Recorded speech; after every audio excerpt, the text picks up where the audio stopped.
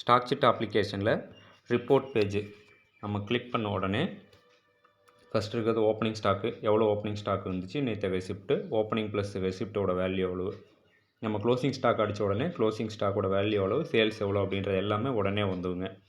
அடுத்தது summary page. Summary click பண்ணோம்னா ஆர்டினரியோட இதெல்லாம் பாட்டில், ஆர்டினரியோட ஓப்பனிங் பாட்டில் எவ்வளோ, சேல்ஸ் எவ்வளோ, சிபி எவ்வளோ, அதில் ஆஃபு ஃபுல்லு இது எல்லா டீட்டெயிலும் பார்த்துக்க முடியுங்க. இதோடது வேல்யூ. அடுத்தது மீடியம், ப்ரீமியம், அடுத்து ஐஎம்எஃப்லோட டோட்டலு, பிஓட டோட்டல், இது எல்லா டீட்டெயிலுமே இந்த ரிப்போர்ட் பேஜுக்குள்ளே இருக்கும். அடுத்து எஸ்எம்எஸ். நம்ம எஸ்எம்எஸ்ஸை கிளிக் பண்ணோன்னா நேற்று பிஓஎஸ் எவ்வளோ அப்படின்றது கேட்கும். நம்ம பிஓஎஸ் கொடுத்துருவோம். கொடுத்த உடனே சப்மிட் கொடுத்துட்டோன்னா அடுத்தது எஸ்எம்எஸ்ஸுக்கான டீட்டெயில் எல்லாம் இதில் லைனாக காமிக்குங்க. இங்கே இப்போ எஸ்எம்எஸ்னு இருக்க பச்சை கலர் பட்டனை கிளிக் பண்ண உடனே எஸ்எம்எஸ் நமக்கு டைரெக்டாக ஃபார்வேர்டு பண்ணுற அளவுக்கு ரெடியாக வந்துடும். ஸோ இதில் டம்மியாக டேட்டா இருக்கிறதுனால எல்லாம் ஜீவோன்னு காட்டுது. நீங்கள் உங்கள் கடை நீங்கள் சிபி அடிச்சுருந்தீங்கன்னா கம்ப்ளீட் மெசேஜ் வந்துடும். இது ஒவ்வொரு டிஸ்ட்ரிக்கும் சேஞ்ச் ஆகுது. அது உங்கள் டிஸ்ட்ரிக்கு தகுந்த மாதிரி மாடலில் வந்துடுங்க.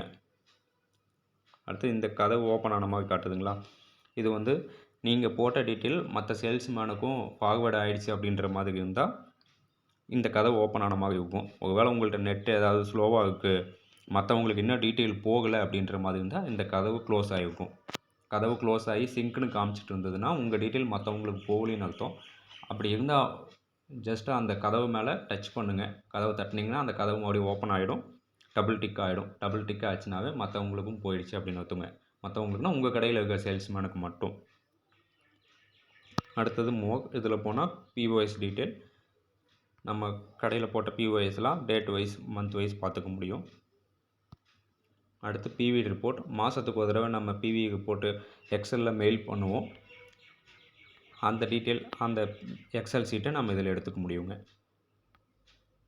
பார்த்திங்கன்னா எக்ஸல் சீட் சக்ஸஸ்ஃபுல்லி ஜென்ரேட்டட். அடுத்தது மெயில் அனுப்புகிற மாதிரி இருந்தால் மெயிலை சூஸ் பண்ணி நம்ம கொடுத்தோன்னா மெயிலையும் ஷேர் பண்ணிக்கலாம். ஓகேங்களா.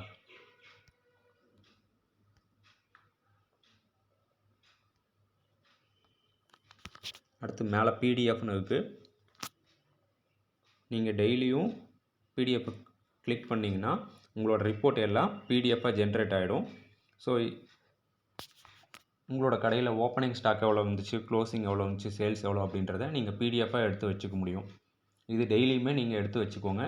எடுத்து உங்களோட கடையிலோட வாட்ஸ்அப் குரூப் அதில் ஷேர் பண்ணி வச்சுக்கலாம். அல்லது டெய்லியும் ஹார்டு காப்பியாக வேணுன்னா நீங்கள் பிரிண்ட் அவுட் எடுத்து வச்சுக்க முடியும்.